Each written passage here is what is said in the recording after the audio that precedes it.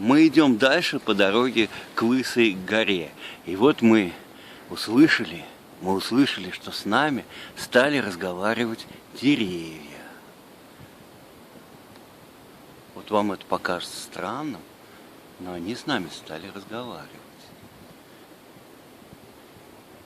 Ну-ка, деревья что-то замолчали, видишь, что-то они застеснялись, по-моему, что мы их снимаем, и перестали с нами разговаривать.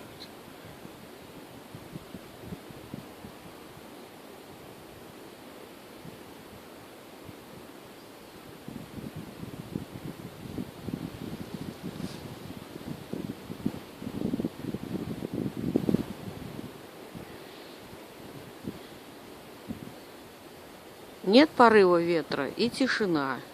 А вот в древности люди, когда слышали скрип дерева, то они считали, что с ними говорят духи.